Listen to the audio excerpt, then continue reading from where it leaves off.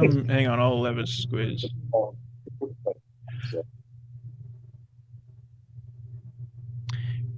We are. It's a good Sunday night here in Queensland for me. Or I suppose it's good on one sense, but not on another. I'm back to work tomorrow. It's been a good couple of weeks of Christmas and New Year's, and of course heaps of darts going on. But good to be heading into Q School next week, and good to have a few of the guys along that are going to be putting their names into the ring and having a crack.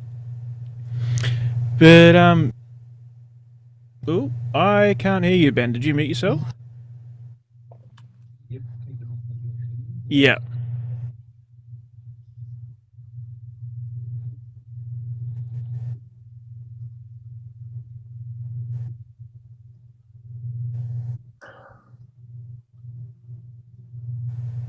Hey, boys. Superstar. Well, you are. You've been a superstar from all the way back in the day for DSL. That's for sure. You're one of the characters and one of the favourites that we like to talk to. So, yeah, good to have you along. Cheers, boys. Yeah.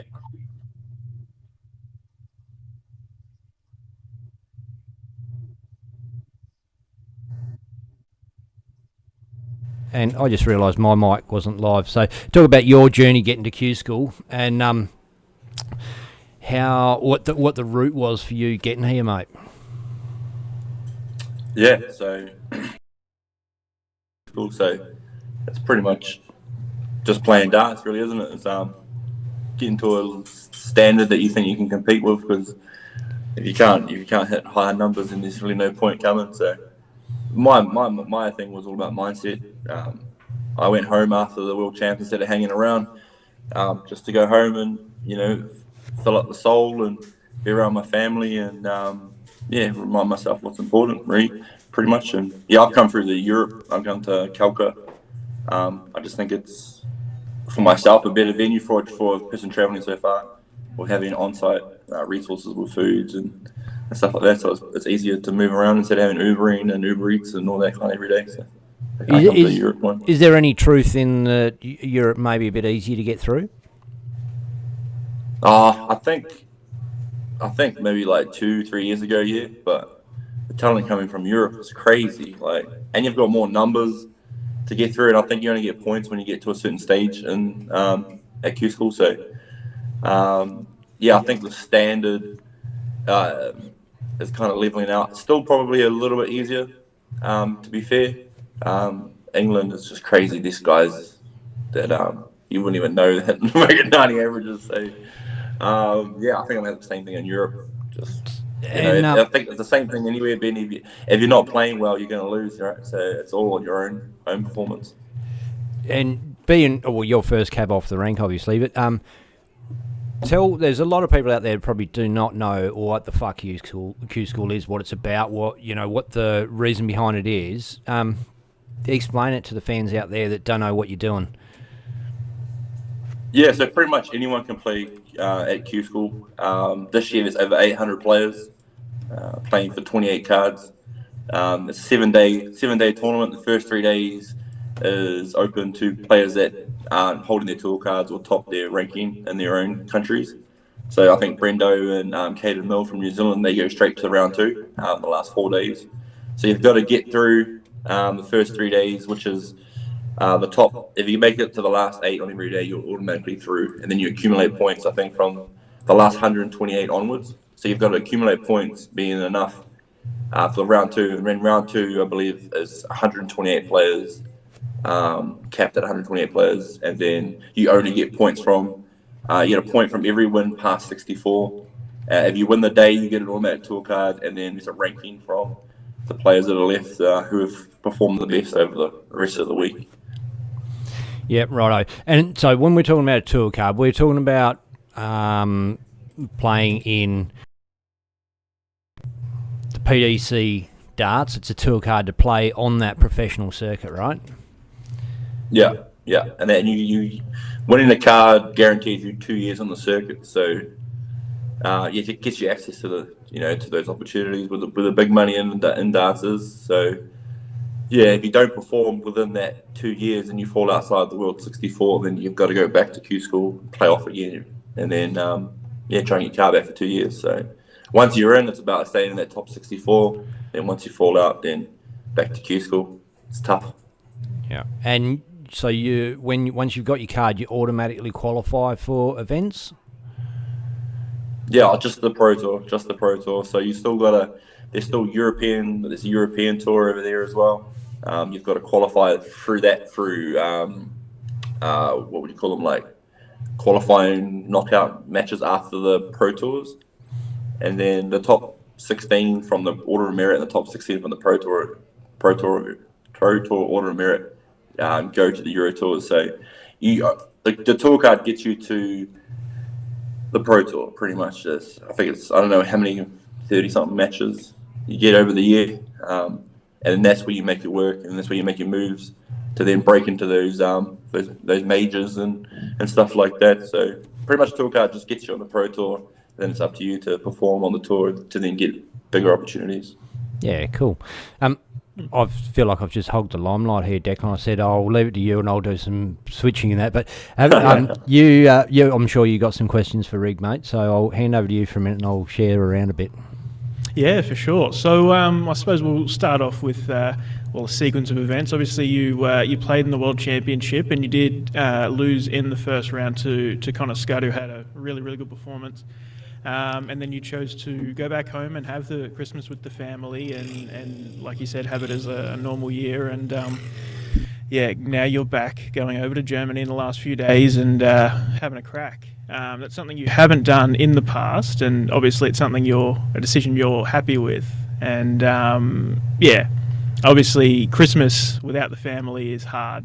And there's a lot of players over the years that have done it, and I know my old man, he's in the back room here. He's done it a few times, and talk us through a bit more about the decision and how you feel it's affected your mindset coming in this time. Yeah, well, thanks for reminding me about the hiding first, Declan. I think that was important, to be fair. After that match, man, I was gutted. Firstly, I was just gutted. Didn't know what I wanted to do afterwards, to be fair. And that's where you have your wife, and your close family. Make it work or stop, and just give me some hard truths. And I went home, and the best thing I did was go home because it just reminded me of why I do it all, instead of just sitting at home. If I hadn't gone home after losing the way I did, I probably would have wasted my time coming over, to be honest. But going home, being around the kids, just feeling the love, just motivated me even more. I hit the board a lot when I was at home. Yeah. I don't think Lana thought I was going to hit the board that much, but I was always on the board. No matter where we went, mate, I was just on the board, and I just wanted to prove something. Through all those Dartstream live comps that I had when it first started, I was hitting, most games were in mid to high 90s, 100s. And I kind of just fell off a little bit. And I think that was from last year's Q School. Yeah. I didn't show up. My heart wasn't in it. And I got beat up. And I kind of lost motivation. Whereas this time, by going home, reset, obviously traveling is harder. But I think I'd rather go home and travel and then having a crack, because I just feel way ready. I feel way more ready this time around than I have for any Q School. That's 5 Christmases, bro, and and anyone who knows me knows my family comes first. So being away for that much time, it just sucked and just drained me. And this time I feel ready, feel excited because it's a game. The practicing feels normal, and I'm up for it. Yeah, awesome. That's really good to hear, because it's not your first time you've had a crack at Q School, and I think you've had 3 goes at Q School now. This is my 3rd. I went to Milton Keynes the first time, and then Calca last year, and then my 3rd time now. Yeah, awesome. So 3rd crack at Q School. You've had 5 World Championship appearances. You've had games at the World Cup. You've had a whole bunch of World Series appearances, and another big event to put into your massive portfolio of experience. And yeah, obviously, Bro, it's crazy to say that out loud, bro. Like, yeah, to say all those things, because it's kind of like, you're just constantly looking for the next tournament. You don't really think about what you've done. And when people keep saying, "Oh, you're this and that," and it's kind of like, you're like, "Oh, whatever, man." Like, but it's crazy because like 5 times, my 3rd time at Q school, like a lot of effort, a lot of travel. So. And hey, look, just to interrupt for a minute, shout out to all the fans that have jumped in and watching. Quite a few of your boys are on here, Rig. Damo jumped in. He said, the bug rug. G'day, Warren Ackery, Becky Farley. John Kiley says, Damon, the Heat header for Premier League. Richard Harrod, Mornay Hansen, Steve Cullen, Brent Kenny from Aussie Dart Supplies Aussie Dart Supplies Online has jumped in. And look, we've got a great crew of people coming in to have a bit of a chat with us this afternoon. Who we got up, Declan? Yeah, look, so, we'll go through the whole list and we'll sort of go from there. So we've got my old man, James Bailey, who's over there in Milton Keynes for UKQ School. We've also got Mason Whitlock and Big Brandon Weaning, who are also going to the UK. I don't know if we're going to have Simon in. We'll see how that all goes. We got Mason and Brandon there. So it's going to be a good few chats we're going to have this Sabo. But I've got one more question for Big Rig really before we sort of move on. We've got the little banner there about the PDC World Championships and another reminder of your run there, Rig. But no, so we talked about all the experience you've got under your belt, and coming up, you would have been looking at players like Warren Parry and all of the experience that he has on the world stage as a Kiwi, and of course, I suppose one of your good mates and your rivals in Hopai Puha was able to get the tour card last year, and now has a year of experience under his belt, and I'm sure he's had some advice for you coming into Q School. And how is that mateship and having him for advice and things like that? How's that affected your preparation coming in? Yeah, me and my wife were talking this morning about everything I've ever done in darts. I've pretty much let Hopai do it first. Like everything I've ever done, I swear that guy's just done it before me every time. World Cups, World Champs. Oh no, World Champs. I got him on the World Champs, but yeah, just a lot of things that we've got going on. He just seems to do to get to there first. So massive, and we're good mates. Like, yeah, the whole rival thing we had back home was cool. I think we really brought each other up. But there's no like, it's real cool. And yeah, he's super supportive. Same with Wazza. Wazza's always messaging me, good luck, mate. And that's, for me, that's still a buzz. Warren Parry's my friend. Yeah. That's a trip for me. And the likes of Damo and Megs as well over in the UK. Always giving me a lot of confidence and belief that I belong there, and just got to do it, and it's such a hard ride, Q School, and you got to be on because there's so many players that can do it. So, yeah, I've got so much support. I think I've done everything right this time around, and yeah, ready to make some noise. Awesome. Well, yeah, pleasure to chat to you as always, Rig, and all the absolute very best. We're going to be watching very keenly, and yeah, keen to see you play like we know you can do, mate. And cheers, boys. Lana's just jumped in the comments, says Bianca Ormsby, yes, hurry up, lol. The Dart Depot opens tomorrow for couriers. Just a reminder, anyone that's out there watching, you can ask these guys questions. We'll ask on your behalf. So Bianca has asked, how about you just look for those darts? Lana Rob, ha ha ha. I've been telling him. Warren Ackery says you're currently 8th. That should be okay? Question mark. I think he was talking to Damo in regards to Premier League selection. Oh, okay. Damo had said maybe 1 year, and it ain't going to be in 2025. So he's not sure of his chances in the Premier League. And I think he should be. He should be, sure. I think he should be. I was actually chatting to the old boy in the back there, Dad, just before about it, and yeah, I think Damo is a fantastic player, and he's proven the quality of darts he can play, mainly on the floor, but he's had some good runs on TV, and I think the Premier League really could be the next step that propels him forward in his career. We know he's got the And he quality. ticks all the boxes. He ticks all the boxes for Premier League. So if he's not in there, he's the crowd entertainer these days. He's really embraced that role, hasn't he? So yeah. Hey, look, we must move along. Who are we putting on next, Declan? Well, we might bring up Mason and Brandon, and we'll have a chat to those guys. No worries. Oh, thanks very much for joining us, Ben Rob. You're welcome to stick around and jump in with special comments if need be, but I know you got places to be, mate, haven't you? You are literally on your way to Q School right now. Yeah, hung around to talk to you bloody people, so let's go, eh? Awesome. Actually, he was literally packing his room up, had the practice ball was the last thing to go as we were getting set up here. So all the best, Rig, on your campaign to get a tour card, and we'll all be rooting for you back here and down under. Thanks, guys. Cheers, appreciate mate. it. Cheers, mate. Rightio. Boom. Just like that, we've got a face that, if you've watched the Motor Super Series, you'll be more than familiar with in Mason Whitlock. G'day, Mason. We're first time on Dartstream Live, I believe. How are you, mate? Good. How's it going? Pretty good. And a regular Dartstream Liver in Brando Wenning. G'day, big fella. G'day, mate. How you going? Pretty bloody good. Good to have you both along. Mate, all about Q School, and both you guys are having a crack, both through slightly different paths. Brando, I'll go to you first, mate. Tell us about your journey to get here. Well, it's been hard. For starters, playing the DPA tour, narrowly missing out on the PDC Worlds to Joe, and then going out first round in the Oceanic, and that hurt. I think I said that last time I was on here.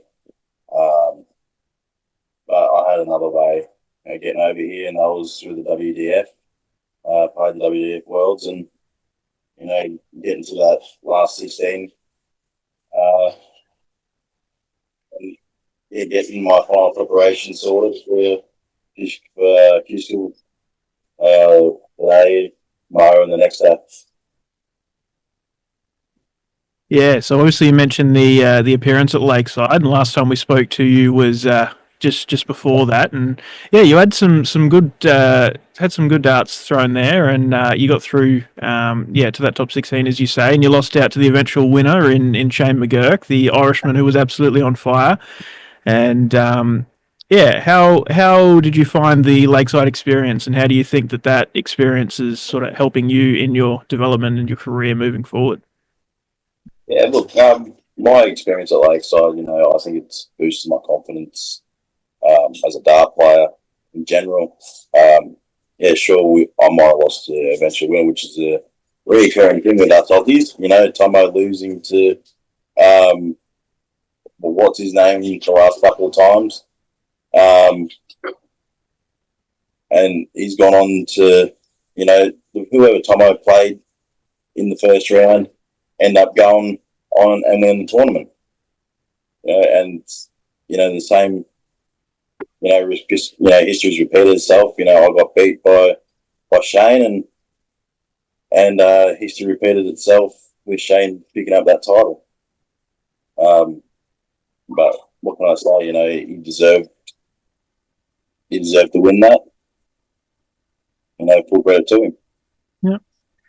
And I know before Lakeside got underway, you had a decent performance or two in the local Portsmouth League.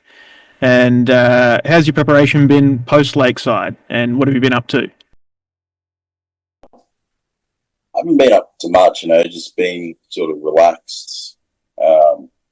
Just spending most of the time just trying to be myself and relaxed, going out when I feel comfortable having a throw and whatnot.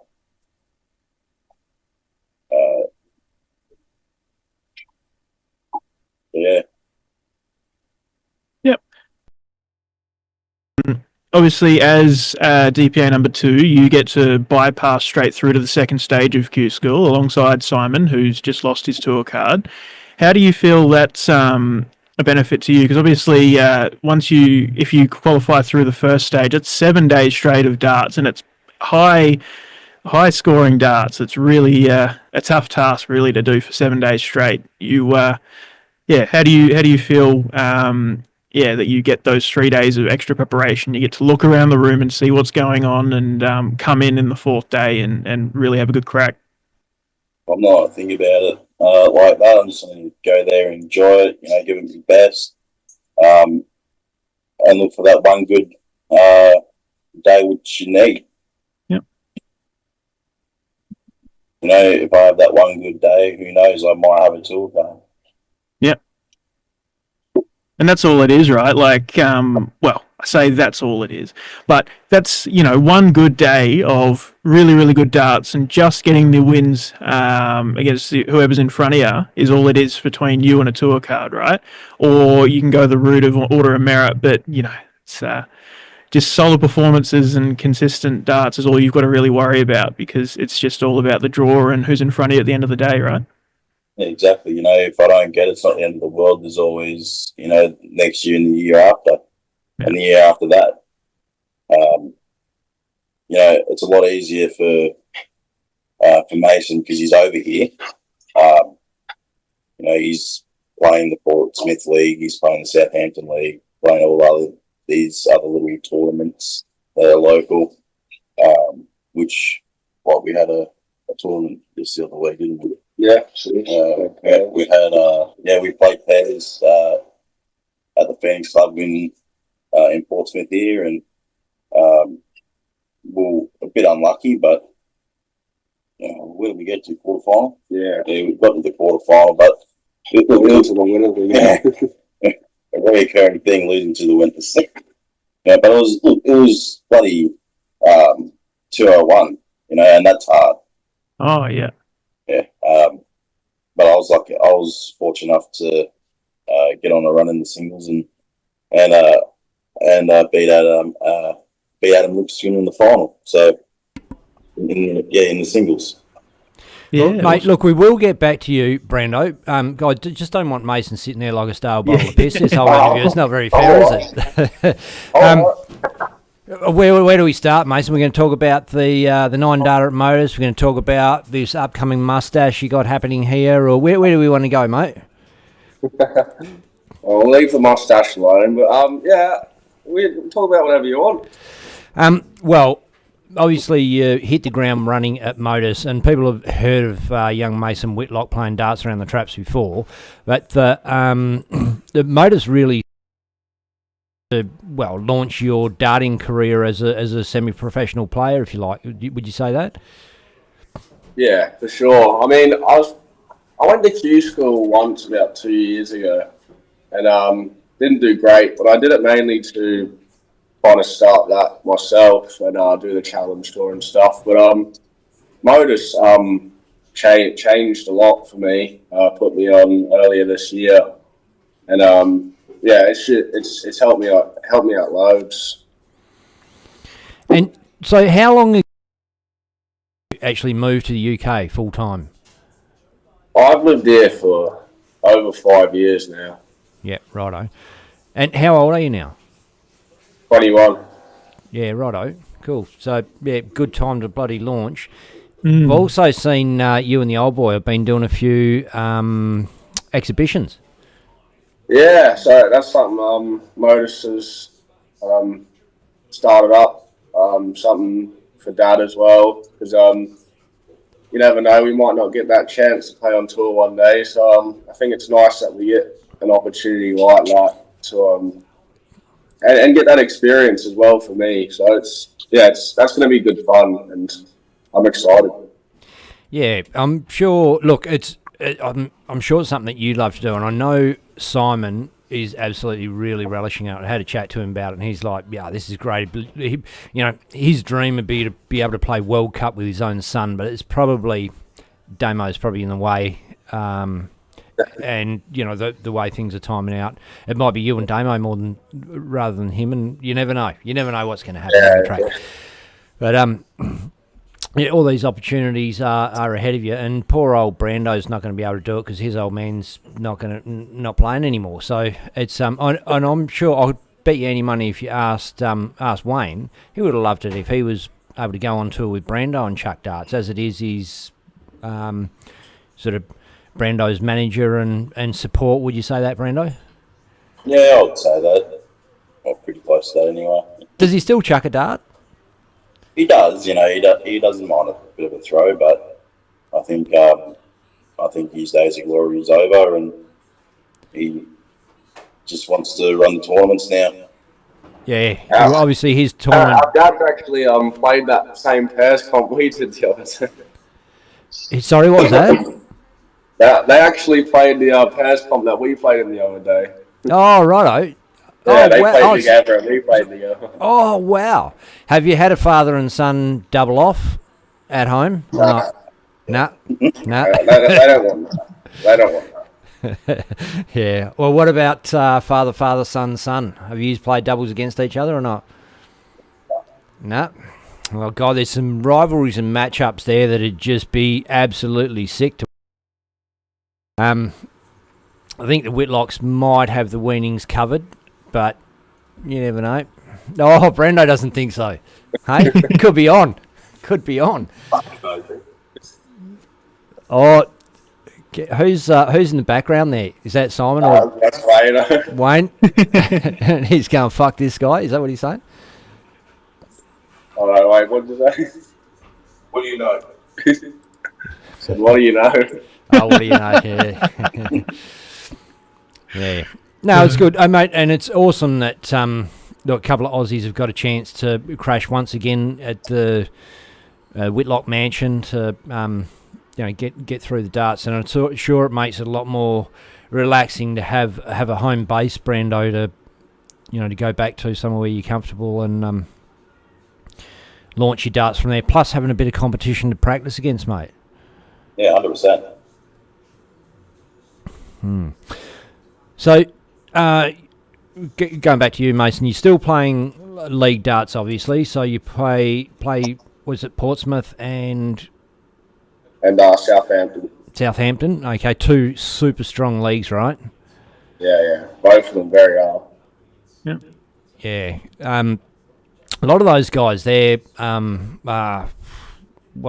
they'd be good enough to have a crack at Q School. You'd say they just that's just what they want to do. They're playing there. They don't probably want to go pro. It's not because they can't. It's probably just a choice.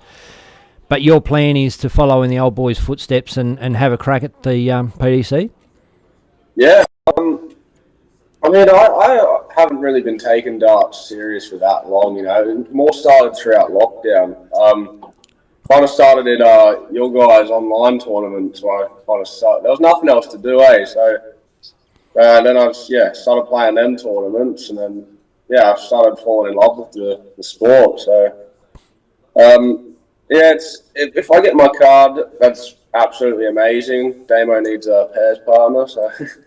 If I don't know, it's all experience at the end of the day. As I said, I'm only 21, so I got time as well.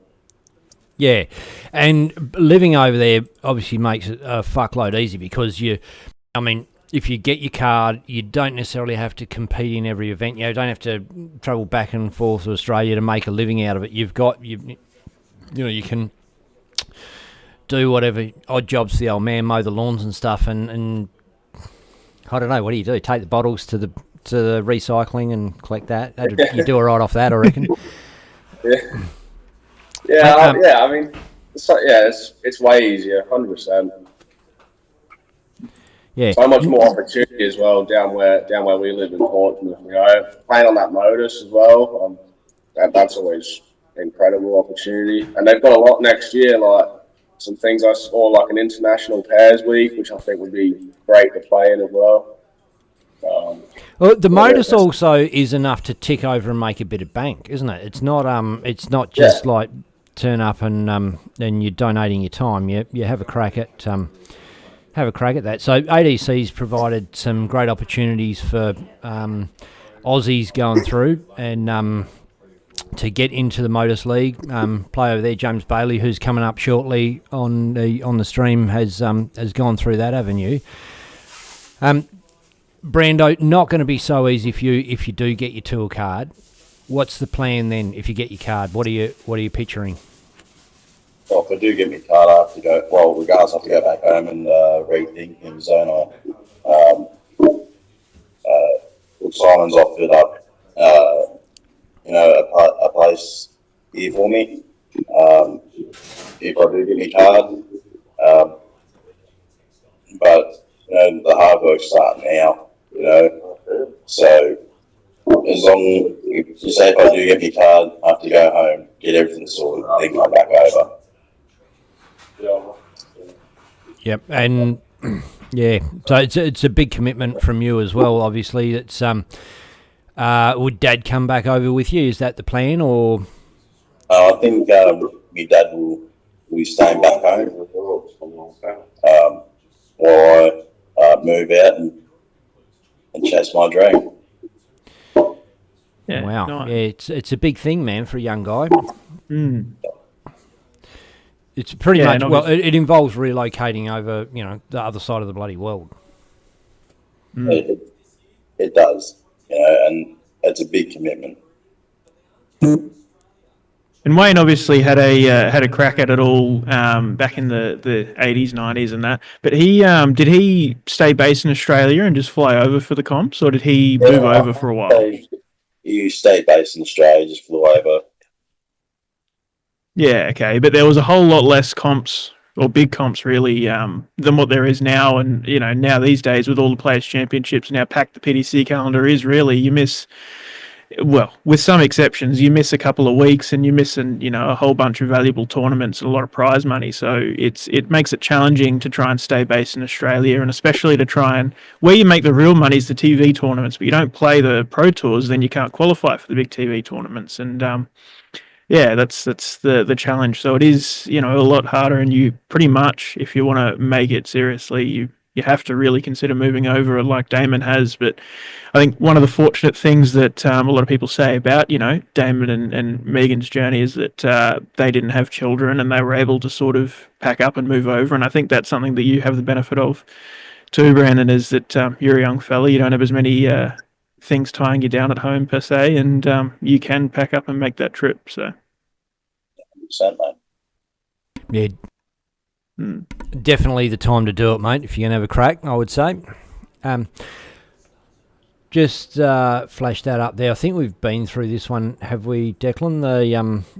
We kind of Lakeside efforts? Yeah, we glossed over it. So there's a bit of background on what the Lakeside World Championship is for those of you who don't know. But obviously your old man, Wayne, attended 7 times, and Tony David was the only Australian to ever win the comp in 2002. But yeah, you qualified as a seed. You were WDF number 4 by the points that you picked up on the DA circuit, and a couple of other Aussies seeded. But yeah, you went down you entered in the second round, went down in the top 16, and had a good run, and it's a good experience. It was your first time at Lakeside, and I think you certainly made a good account of yourself. Yeah, as I said, I enjoyed every single moment of that. In my post-match interview, I'm not sure if you've seen it or not, again, after the match with Masuda, I said, regardless of what's happening in that match against Shane, I'm entering that stage with a smile and exiting with a smile, and that's exactly what I did. Yeah, well, you had to get over. Yeah, you had to get over the player of the comp. You know what I mean? Yeah. That was, that's how it works out, mate. Yeah. Yeah, well, it was just the way the draw worked out in the end. What can I say? I lost the better player on the day. That's it. Yep.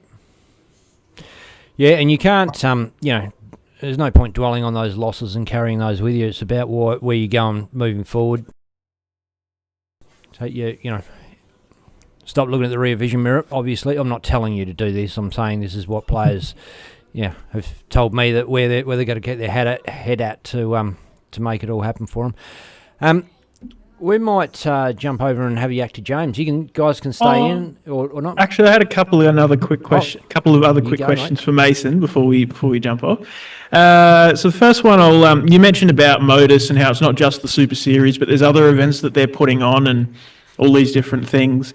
You also played in the Influencer Week pretty recently, Mason, and I know that the PDC have influencers attend the darts and they post about them and people are all whinging in the comments, but I don't know, you're part of the younger generation and you obviously attended the Influencer Week. How do you find that, and what are your opinions on it? Because I personally think it's great to have other people with big followings coming in and bringing their audience into the sport and bringing different people in. I agree. I think it's great, especially most of these influencers that their audience is younger people as well. So getting more eyes on the sport and the younger generation, I think that can only be a good thing. And they're always great fun as well. I mean, always a blast to play in front of a crowd as well. They seem to love it as well. So yeah, I think it's great. Yeah, cool. And I saw, I think it was Pieface had a vlog yesterday going to watch Littler win the final, and they got to go backstage, and you got to see him just walking around backstage, and it's not something you see quite as much. So I think there's just little things like that are quite good to see from a different perspective. Yeah, especially if you've not been there before, and you get to see all these behind the scenes sort of things. Like, why not? I think it's great. Yeah, awesome. Sweet. And then the other thing I was curious about, so there's the UK event and the European event. And now if you're from the UK, you've got to go to the UK Q School. And if you're from Europe, you've got to go to the European Q School. But for the rest of the world, it's open. You can choose which one you go to. So we've got like Dad and Jeremy Fagg going to UK by choice, and Brennan as well. And we got Big Rig and a couple of the other Kiwis, Caden Milne, Jack Shepherd, going to Euro. But you guys, yourself and Simon are living in the UK. Did you have that option, or? Yeah, we could have gone to either or. Yeah, but we I guess decided to the UK. It's easier, not easier to stay. It's just easier to get to, and stuff like that. We were obviously contemplating going to European Q School. I think just slightly lower standard, but it's these days, as Ben said, it's not ridiculous, and anyone can beat anyone on their day now. Yeah. Yeah, hey, awesome. I've got a question for you as well, guys. So Mason in particular, have you heard of the ANZ Premier League they're running in Australia next year or this year? Yeah, I have heard about that. Would you do it? Yeah, 100%. Yeah. So I guess maybe if you get your tour card, you might not want to do it. It might interrupt. No pros allowed. Oh, no pros allowed. Righto. So if you didn't get your tour card, definitely on the cards? Yeah. 100%. I'd love to play that. Yeah, yep. And are we all taking it for granted that Simon's just going to get his card back, or is he? Where's his head at with it, do you think? I don't think he's too fussed. I mean, if he gets his card, great. If he doesn't, I mean, he's got a lot on next year anyway, so it's not the end of the world. Yeah, righto. And Brando, I got you on the spot for European Q School, right? And then changed. What happened there? As Mason said, it was in talks. I had I've had my entry for Q School for the European side. And then it just came up in conversation that it would have been easier to get to Milton Keynes than Germany. Yeah. And sharing rides, I suppose. If you guys are going together, that would make a bit more sense, wouldn't it? Yeah, we got an Airbnb, so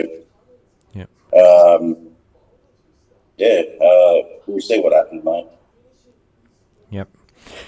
Was it do you have a preference in which one you played in? Obviously, you booked for Germany first, so you would have that was the one that was your preference. Did Do you feel like there's an advantage playing in the European one, or do you think it's all pretty square now? I think it's pretty square. You know, anyone can beat anyone on that. Sure, there might be more tour cards on offer in Germany, but you know the quality is probably slightly better over here in England, and I want to test myself against those players. Yep. Yeah, it's an interesting sort of thing to talk about how there's more cards here or there. So for those of you that aren't aware, it's 29 cards all up, and out of the 4 days in Europe or UK, each day winner gets a card automatically. So that leaves 21 cards, and then they are given out to the best performers on order of merit, and that's divvied up between UK players are at each event.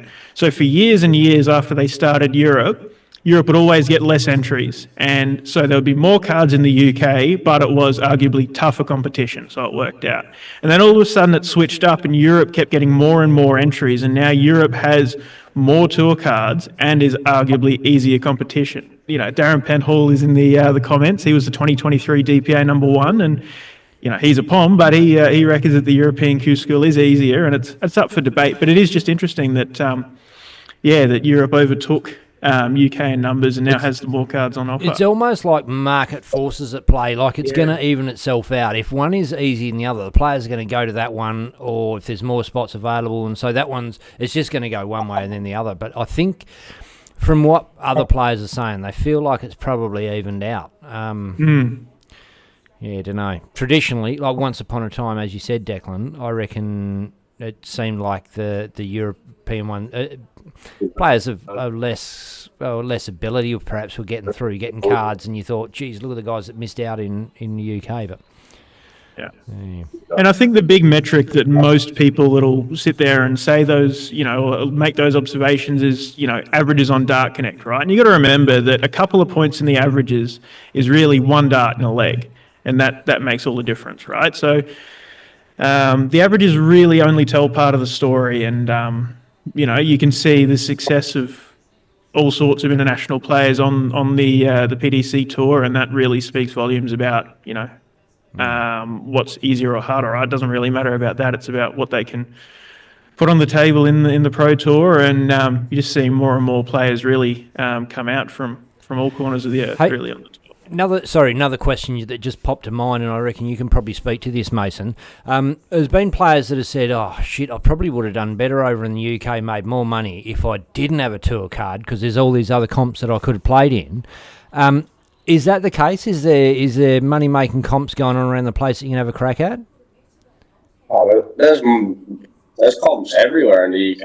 I mean, you look pretty much every weekend you can find a comp within like an hour and a half, and you win them upwards of 500 quid every comp sometimes. And obviously you got the bigger stuff like the ADC stuff, that's everywhere. There's so much over here. It's ridiculous compared to in Australia. So you're a player of a fairly good ability. I mean, you've got the capability, but your ceiling is a 9 data. That's the top. You can hit the perfect game.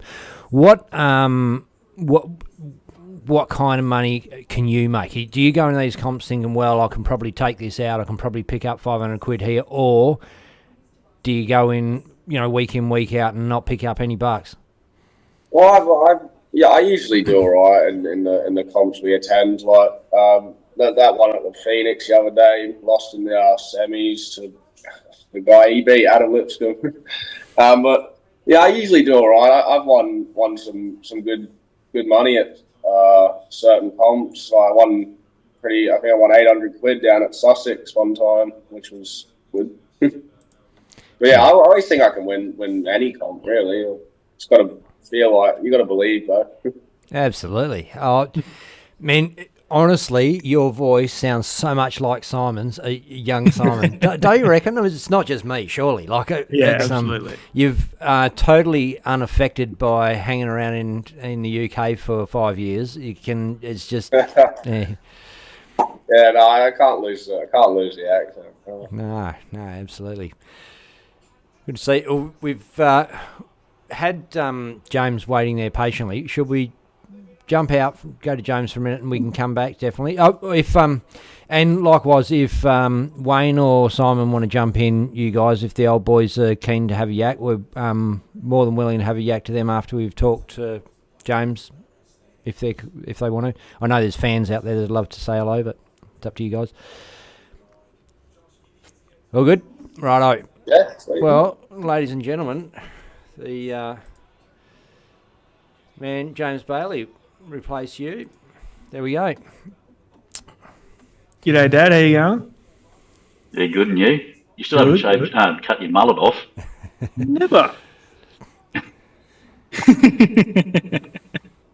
I could just imagine the disappointment of all the fans, especially Chris Bradley, if I got rid of it. Anyway, well, I didn't think you'd go there. I haven't seen him tonight. He was on a bit of a streak. I shouldn't say he was on a streak. He had quite a few weeks in succession where he was jumping in saying good day. But anyway, you've had a big few weeks over in the UK. Obviously, Paula and Michaela have just come home the last couple of days, and it's all eyes forward to Q School. How's the last few weeks been for you? It's been a lot different compared to when I've come over previously, because I've always come over by myself, so it's always made it that little bit harder. But I think you made the point earlier. I've had so many Christmases over here by myself, yeah, or with a couple of mates, and not home with the family, and at the video call and stuff like that. So to have Paul and Michaela over here for that time, this time it was awesome. Yeah, it was pretty sad sending them home for a few weeks, since I'm not back now till the 4th or 5th of February or something. Yeah. So yeah, got a little 1-bedroom flat here at Milton Keynes. It's a nice little spacious place. Set a board up and rolling the arm over until Monday. Yeah, awesome. Hey, the question I've got for you, James. The like you said, set a board up. How does that go? Like you're in a well, obviously you're in a rented apartment. You can't just smash a nail into the wall. How do you carry some sort of setup with you? Yeah, I did. I've got a freestanding board set up back over there on a windmower stand. Oh, and then just put a bit of tape on the ground. Yep. Yeah, just a bit hard to move the iPad around. Yeah, no, that's all good. But yeah, no, I just set up a board there and just roll the arm over. I've got my set practice routines that I just sit there and do and go through. There's not a lot of tournaments around Milton Keynes. And after I played Modus, we went to London for a few days, spent Christmas in London, and then went up to Manchester, and we're up there for a few days, and then, Paula and Michaela went home, so. Yeah, and as Declan was saying, it would have been awesome to just have them over there for Christmas and have a Christmas with, a part of the family. Declan got excluded, obviously, but can't do everything. No, he's all right. He's a big boy. he had the whole house to himself. He was probably like, yeehaw. It was, a few comments in there. Lana Robb says, James Bailey, good luck for Q School. And that's Riggs Mrs. Great sport and great supporter of everyone at darts. Look, the support she's been for Ben the whole way through his journey has been incredible. Warren Ackery says, all the best. Lana and Paula met when we were over in New Zealand last June. And it's been awesome. Yeah, I've never actually met her. I feel like I know her because she used to hide in the background on the lounge like this when we were doing DSL and rigged, shine the camera around. And John Kiley in the comments says, "G'day, Fat Sid." Had to put it in there, mate. Bloody John, Fat Sid. I won't say what I'm going to call him, but.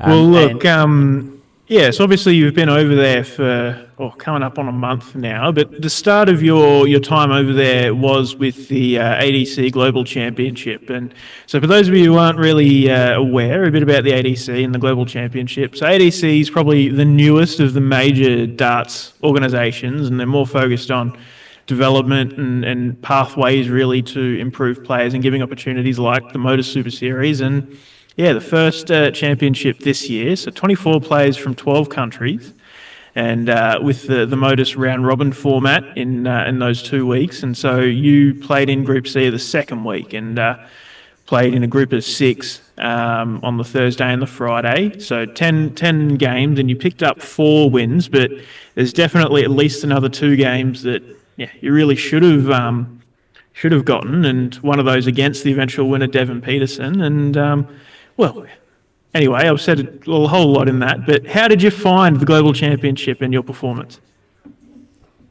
Look, I think like you and I spoke about on that Thursday, my first day, I'd been up since 3 a.m. because I was still struggling to sleep. In hindsight, I wish I had come over a few more days earlier, but just with work and everything, I just couldn't really do it.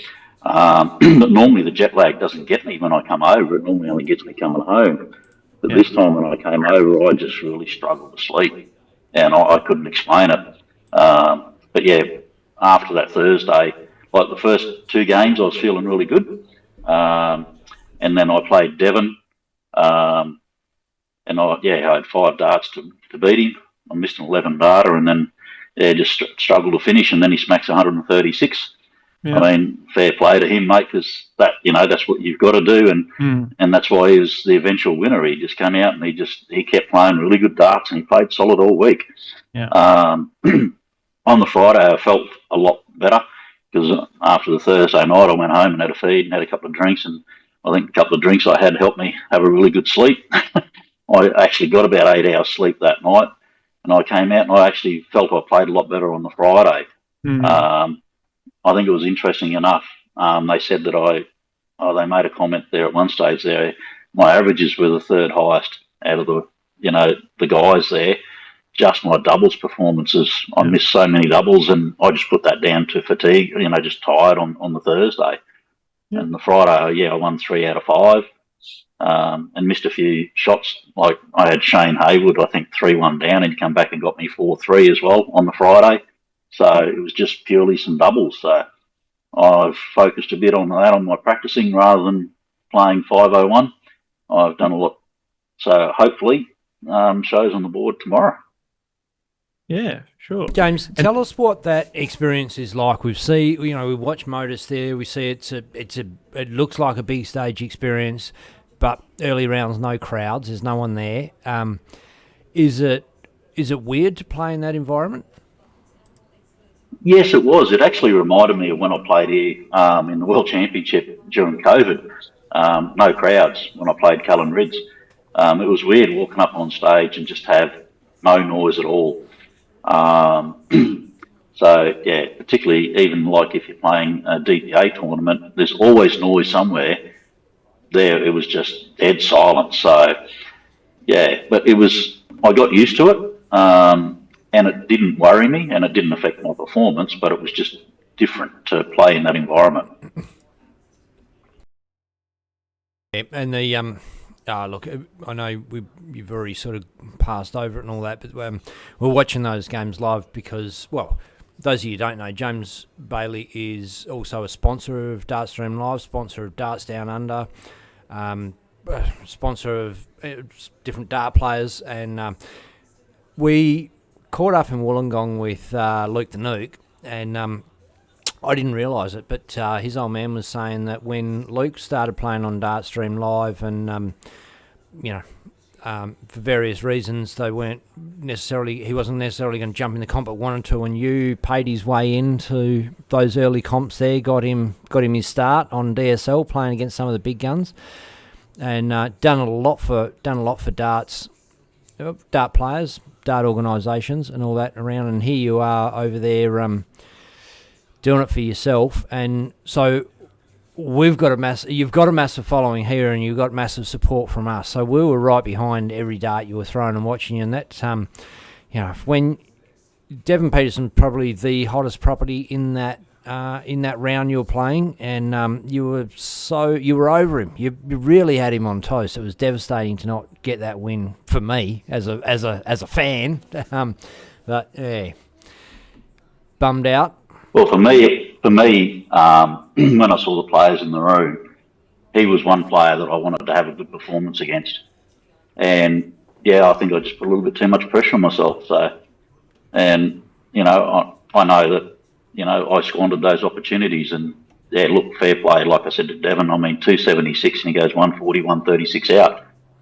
It was me that gave him that opportunity. So yeah, I can only blame myself, nobody else. But the other thing, I suppose, the encouraging side about it is every single one of the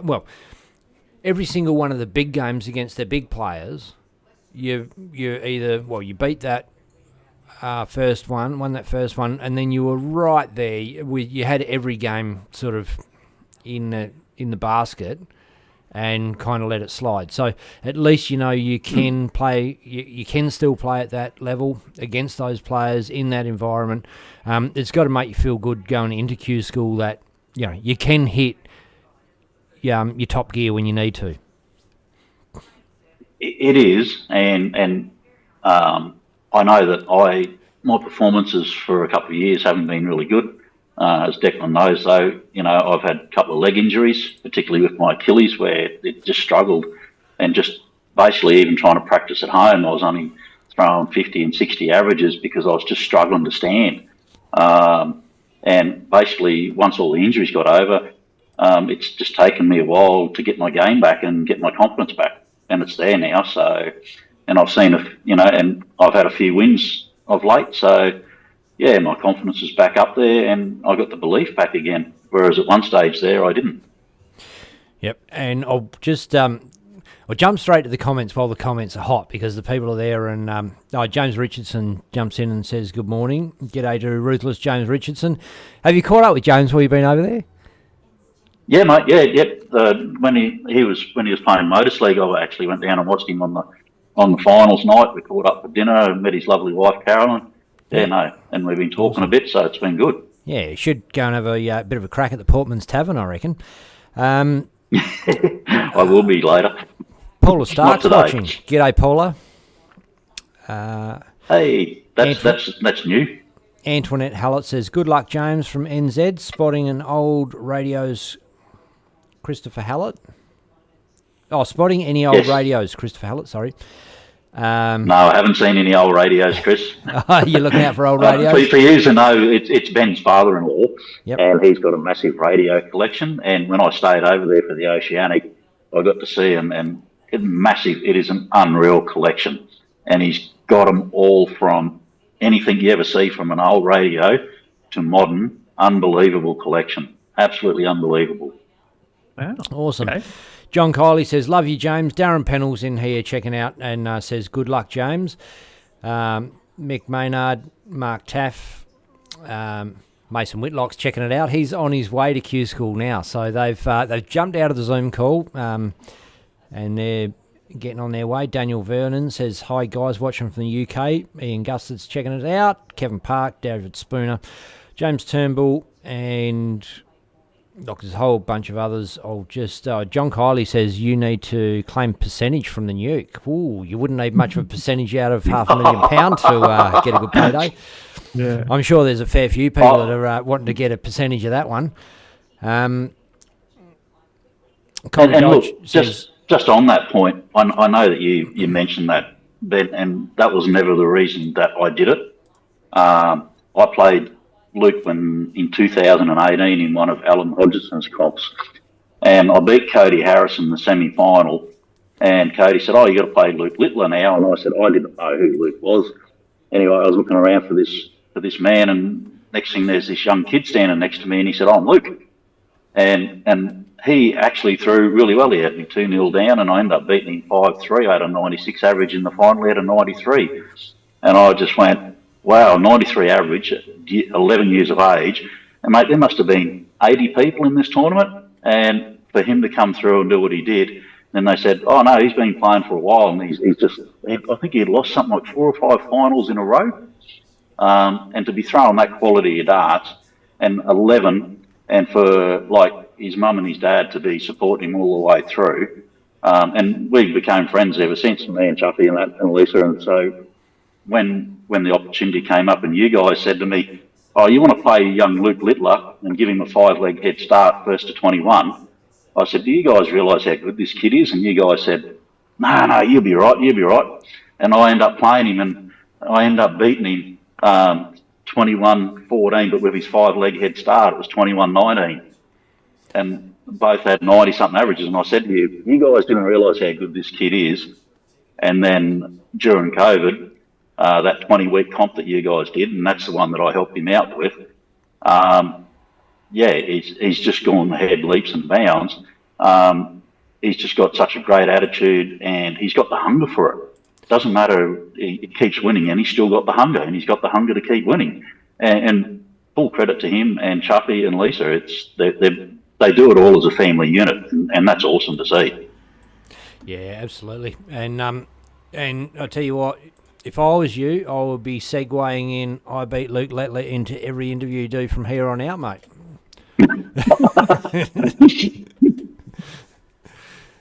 Well, I've only played him twice and beaten him twice, but I think 100% get the floor wiped now. Have an undefeated record. Hey, he'd wipe the floor now.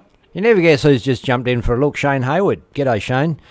Hey, Shane. Hey, it was awesome to meet Shane and his wife too at Modus. When Shane qualified, his wife and his brother-in-law and nephew come up and watched him, and Paul and Michaela and I, we went out for dinner at Beef Eaters and watched him play. So, yeah, it was awesome to meet Shane. And he's got a very interesting story. He just told me how, he didn't play the game for a long time, and during COVID he didn't have much to do. And he said DSL helped save him. All these online comps, he said he couldn't believe, he thought it was a bit of a gimmick when he started seeing players like Michael Smith, Simon Whitlock, Steve Bunning, all these people playing. So did we. Honestly, so did we. I thought it was bullshit. I thought it was like, people call themselves that on online darts. They give themselves superstar names. That's what I thought. I had no idea. It was Danny Kilbane rounded up a lot of... Yeah, Danny Kilbane rounded up a lot of those players and got them on board. And look, they were keen for it. And massive credit to Danny for doing that, for getting those guys on, because it really made the comp, and it made it good for for yourself and all the players. Just going to run through a few comments, James. James Richardson says, hope you're well, Ben and Declan, and also good to spend some time with the old man next week. Liam Murphy says, best of luck from the Gold Coast. Emil Sear says, good luck, James, on your Q School quest. And obviously there's plenty of people watching. I'm not going to shout them all out, but they're checking it out. And if you got any questions for James, jump in the comments. Obviously I am having a bit of a look, so I can ask him directly on your behalf, and he can answer you straight up. You spoke to me about playing the Modus League before. One thing that I've seen over here with the ADC, it is everywhere.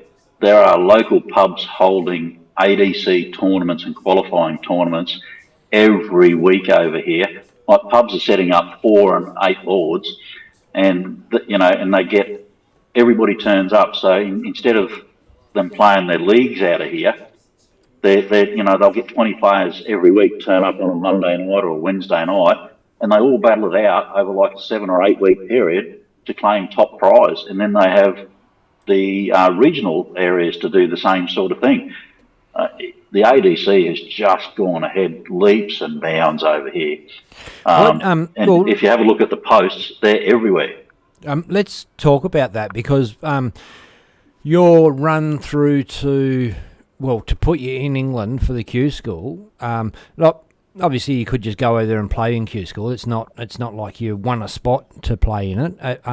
But every opportunity that gives you a ticket to England is an advantage in that respect. So, and ADC was your pathway there, if you like, I suppose. Well, it was, but also because the PDC announced that the top 8 from Australia, DPA and NZ could come and play in the PDC Masters. So I was always going to come over and play in that. Always want to have an opportunity to come and have a crack at the big guns, as they call it.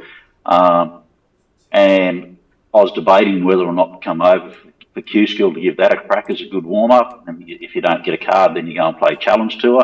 Like, there's 5 Challenge Tours on as well. And, they're all worth £2,500 if you win one of those.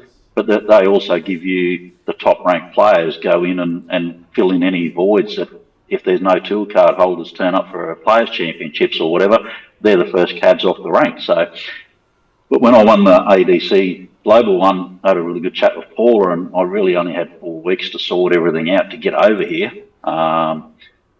Which, as Declan knows, I was doing some massive days to try and knock a few things over and sort, and I've moved a few things to next year for when I come home.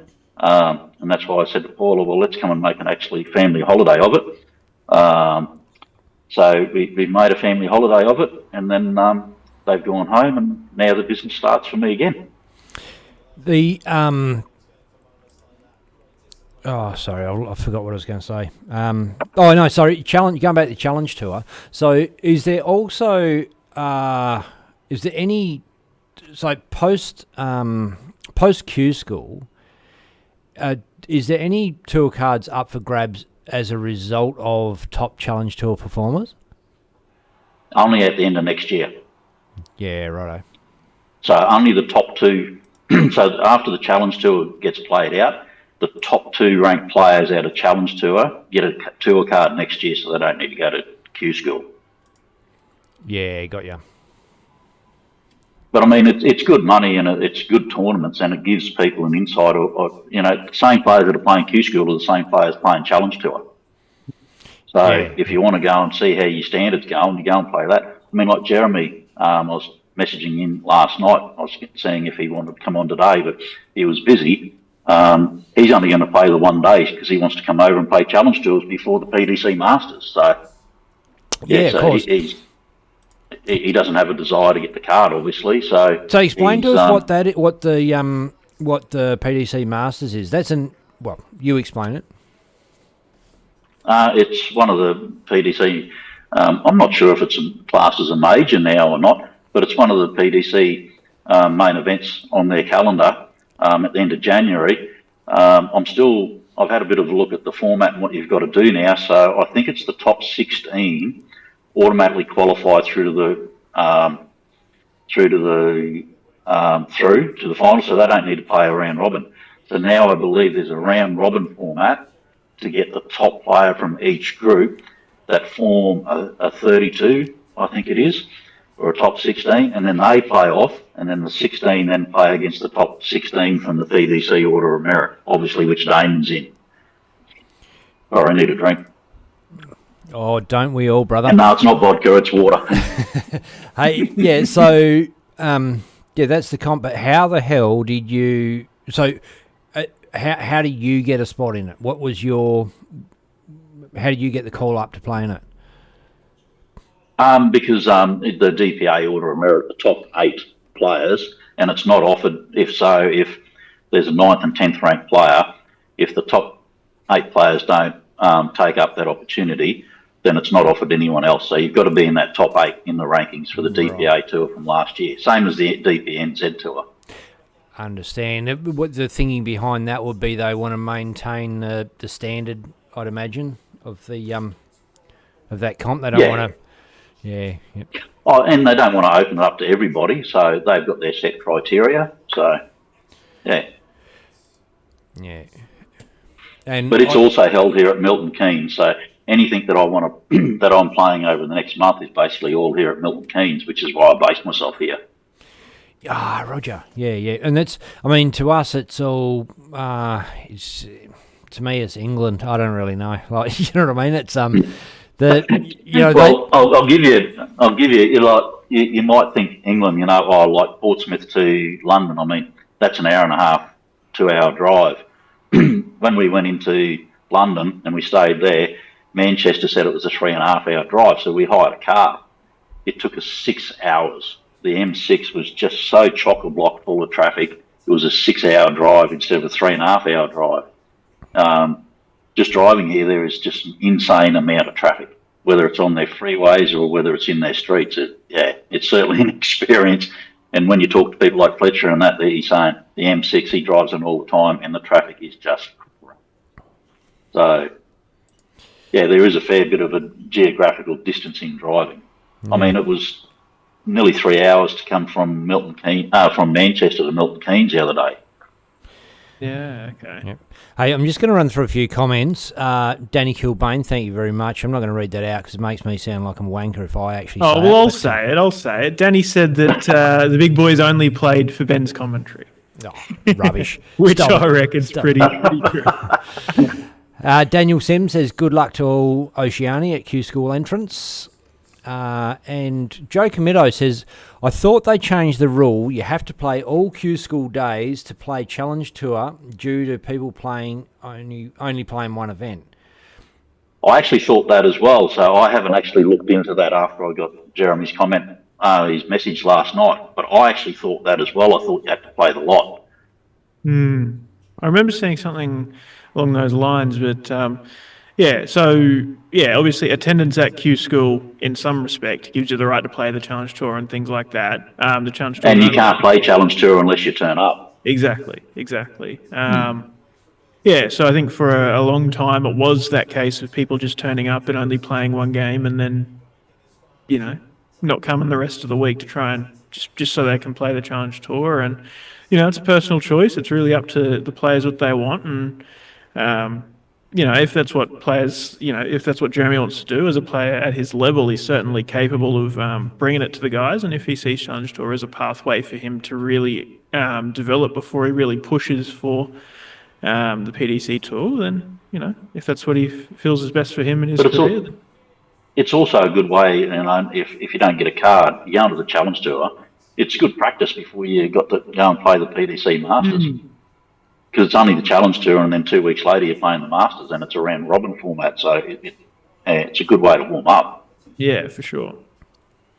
Yeah, and speaking of the Masters, in the last few years, it's the Masters has just been a top 32 event and just TV tournament, standard kind of run-of-the-mill event, and it's been the winner gets the final spot in the Premier League, and it was Chris Dobie and. Last year I think it was, and this year the format has changed a bit, and obviously the Premier League lineup is coming out, tomorrow. Didn't Steve Bunting win it last year? Maybe I'm getting my years wrong. Anyway, I think Chris Dobie won it the year before, and I think Bunting won it last year, didn't he? Okay, maybe you're right. I'm not sure. Have to Google it. Yeah, we're not all encyclopedias of darting history like some people are, and it's impressive. But anyway, so it's interesting change up to the format, but I think there are a lot of tournaments, like all your Euro tours are just a 32-man knockout on TV, bang bang, and I think it's really good to have something mixed Stephen up. Bunting won it. Yeah, he beat Michael Van Gerwen last year 11-7. Yeah, okay, but he didn't get into the Premier League as a result of that, did he? No. So, anyway, in the years previous to that, it was basically the Premier League qualifier. Yeah, but it's good to see. They announce it now before the Masters, so yeah. And obviously, hoping Damo gets a spot. Yeah, because I think he actually deserves a spot. I mean, he hasn't won a major, but you've just got to look at his ranking from what he's done on the floor and TV tournaments to still be sitting eighth in the world, and to be doing so well and so consistent. And plus, he is an entertainer. Sometimes I think he gets underrated, but what he's done is absolutely unbelievable to move himself and Megan over here. He's invested a lot of time and a lot of money into himself, and he believes in himself. And that's what you got to do to do any good. If you don't back yourself, like Damon has, then you're not going to do any good. He does, and he's doing well at it. Yeah, exactly. And I think last year he was top performer in terms of statistics, averages, and 180s and things like that. He was right up there, if not top, last year. And I think this year it was second to only Luke Littler, which, it's some pretty impressive. Consistently in that top 8, whether it's the 180s, doubles percentages, averages. So his game's there, it's there. So, and if he got in the Premier League, I think he's stayed. I personally think if he gets in the Premier League, he will do well, but he will win a major this year, I think, because that will give him the edge, because he's that type of player that will take that and feed off it and learn from it and embrace it. Yeah. Just realised I've not been referring back to the YouTube comments at all. Danny Porter's been in there messaging his little heart out, and I've missed them all. G'day, Danny Porter. He says, all the best to those guys doing Q School. Best of luck, James. Play well, mate. Rob Hamill says that. And, so, good to have you along on YouTube. Most people comment on Facebook, watch it on YouTube on the telly, and do the comments on Facebook, so I just sort of, a little remiss of me to not pick up where you guys are at, but... good to have you along in either format, wherever you're watching. Like I said, it's if you want to put it on the telly, YouTube's best because it's clear, it's easy to get up there, it's a better quality stream. But tapping out messages is sort of easier on the phone on Facebook. You can do both. Yeah, exactly. It's it's good to have a whole bunch of people tuning in and posting comments, and comment from Warren Ackery on Facebook, and he said that Damo's ranked 8 at the moment, but no guarantee he can get the PL spot, unfortunately. Yeah, so for those of you who might not be really aware of how it's all selected, so 8 players in the Premier League, the top 4 in the order of merit are 100% guaranteed in. That's just how the selection is. So that's at the moment Luke Humphries, Luke Littler, MVG, and I believe Rob Cross in 4th. And then from there, you've got the broadcaster, who I believe is Sky. They select 2 spots, and then the PDC select the remaining 2 spots. And so, for the likes of Sky, they might look and think, oh, well, Peter Wright, he is the showman. He might not be playing great darts. He might have had a pretty bad run last year, but he played all right in the Worlds. He sells tickets. Maybe that's what Sky wants, or he gets eyeballs on TV. What did you think, Declan? Peter in the Worlds showed that he can still chuck a dart. Yeah, absolutely. Well, he took out the world number 1, Luke Humphries, and there's not a lot of players around the grounds. Not only the world number 1, probably the favourite. Not the bookies' favourite. Yeah. I think Littler was the bookies' favourite, but Luke, you'd have to say, man, why didn't... you would have thought he would be the favourite, but... well, if Littler was the favourite, Luke Humphries was really not far behind. It's just so hard to deny the talent and the calibre of what he's done this year and the end of last year. He has been the most dominant player that really is around. We're in an era of darts where it's really hard to have a dominant player, and for Luke to be sitting at around the 1.78 million pounds is just it's ridiculous. And there's only one world title in that. So there's only 500 million from one world title. So the rest he's won out of 4 and TV tournaments. He won a lot of. That's 1.3 million pounds. He's won a lot of tournaments. That's absolutely. For sure. Yeah. And Anthony Chuffy Buckley in the comments says, "Morning, motherfuckers. Just woke up." Well, I'm going to say you missed out, but it's one of those things you can just rewind, mate. So it's no big deal. Yeah. But you're just the proudest dad on the planet. Yeah, absolutely. Absolutely. We were just talking about you not that long ago, Chuffy, but they, all good. No slander. It's all good. Don't have to worry. Everyone's saying nice things. It must be. I tell you what, geez, it'd be incredible to be in his shoes right now. I think, fortunately, like last year, the whole sting got taken out of it, the whole camping around the house and all that. I don't think that's going to be as bad for him this year. Tell us what it's like. Have you got the media absolutely giving you the irrits this year, Chuffy? Have you had to relocate? I think they still will, because he's the hottest property in darts, one of the hottest properties in the sports in the UK at the time. And whilst it's great, I mean, and Gary Anderson said it several times, just let the kid play darts. I mean, so many people want a piece of him. Just leave him alone. He's still a kid. He's 17. He's still a kid. And, he's absolutely doing awesome. And just, him and his family support, second to none, and you can't fault that. Oh, no. And isn't it gorgeous to watch? Luke is lucky to have his family around him, because, had to have what's happened in the last 12 months. Everywhere he goes, he gets swamped. Yeah. Even when you walk around the UK, how many people are wearing loop-to-loop shirts? Yeah, it's even in Milton Keynes here yesterday, I must have saw a dozen walking around. So just randoms in the street in Australia don't necessarily know who dart players are. They might know of Peter Wright because he's got the mohawk. They know Simon Whitlock because he's Australian and he's got a beard. Beyond that, not much. But everybody knows who Luke Littler is all of a sudden. It's been crazy. And that you sort of touched on it before, Declan, about PDC getting influencers involved and all that. And I think that having a young superstar like Luke come along has really brought this new young viewing demographic, and you see it in the comments, like the absolutely Mongol retarded comments that we're not allowed to say any of those words. I get it. I just fucked up, right? But all the stupid comments they put on Facebook and all that, and you're like, you've never seen the game before, you kids. You've just started watching 5 minutes ago because of young Luke. But I see that as a real positive because it brought a whole new audience to darts, and a whole new audience is probably just going to go, no Dart Stream Live, that guy's an idiot. Look, have a listen to what he just said. But just on that then is you look at I don't know if you're on that Facebook page, All Things Darts. Yeah. One thing over here, and I copped a bit of it when I was at the Motors League. How do you lose to a 12-year-old, or how come you couldn't win that game, and that sort of shit. You get messages from just randoms that you don't know about.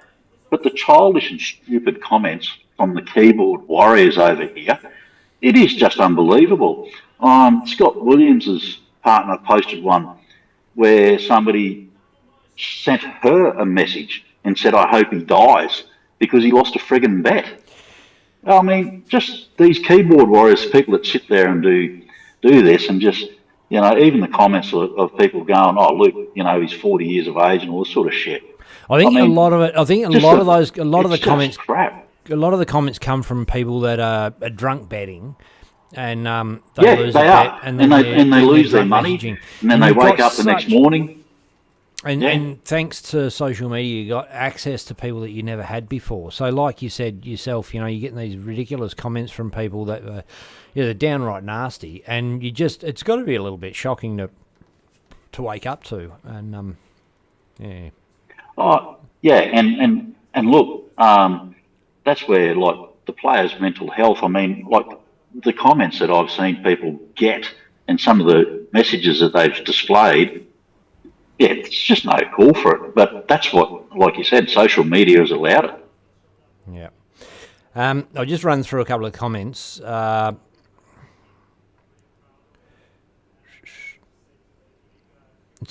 Damo says, Anthony, dinner on you. Darren Pennell says, UK's Q School, you have to play 3 days to qualify for the finals, the qualifiers, then 3 days of knockout to get your card. It's a long, hard week if you get that far. Very tough. European is straight knockout with cards up. I don't think you're right there. Sorry, Darren. No, it's the same for everybody. Yeah. Same for both Q schools. So both Q schools are. So they're obviously got. I think it's the UK's got 25 players automatically into the 128. They put the list up yesterday. It was 25 or 23. Mm-hmm. So then you've got 3 days of qualifiers. So the top 8 from each 3 day of the qualifiers. Yep. So there's 24 players and automatically go in to join those. And then it's done from your first win from the full round. So I think there's 354 players. So they will not get any points. So you can win your first game and lose the next one. You don't get a point because it'll be taken from the 256th round. Yeah. So there's 354. So your 98 players will be playing off to try and get into that 256 draw. That's when you'll earn a point. Then it will go on your legs for and against. Yeah. But that's both Q schools. Yeah. Yeah. Yeah. So, perhaps that was the way it was in the past, but I feel like it has been the same kind of format for, maybe during COVID, because I think the reason that it's become the 2-stage format is because in COVID, they just couldn't have that many people in the room. I think that was mainly in the UK, and I think you went to Germany that year. No, I went to the UK. I was here in the UK for that one, and they split. So there was 2 lots of round robins and that was in the UK. So there's 2 lots of round robins. So you play for 3 days. then if you got in, you had to wait another 3 days before you could play the 128. That started in COVID, yeah. Yeah. Because, yeah, back in the day, it was just turn up, you got 4 days, bang. Yes, when I first played in 2018, that's what it was. You turned up, straight knockout over 4 days, and then points ranking. Righto, we got that one solved. Moving on. Yeah. Bucks says, Damo, the heat header. I'll get a carvery next time, Damo, as long as Keystoff is coming. Not sure who Keystoff is, but there we go.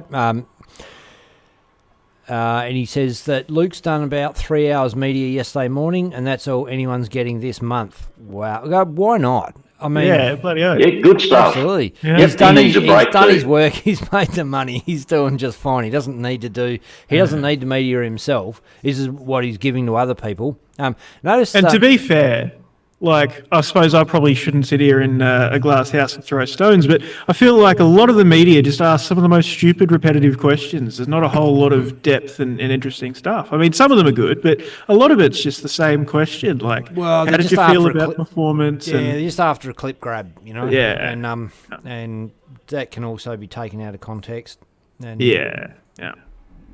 Damo says, Chuffy, can't wait. Well done on the young punks win. Champion trophy. Scott Bazzagrady, long time no see, buddy, says, Bucks, I thought you would be still up, not getting up, enjoying the celebration. Actually, Bucks has been a little reserved in his celebrations these days since Luke's reached that kind of profile. I don't know if you guys have noticed, but it's not so much slamming down Jaeger bombs in the morning. He says, I don't follow all things darts or tips advice, one full of absolute retards. Damo says, yeah, oh, look, they are. But you know what? They're also dart fans, and they're also talking up the game and building interest and all that. And, you know, it's just, it is what it is. I think the people like Drew Blake and that run some of those things, those administrators, they got a full-time job on their hands, eh? Yeah. Because they do a great job, those administrators are trying to cut a lot of that crap out. You can't delete everything. Posts. You can't delete everything. You can't. And, you know, you've got to almost leave some of it there so that the masses can educate the people that put those stupid things up there. But a lot of it's just clickbait. I mean, I saw one this morning about Noah Van Leuven for Premier League.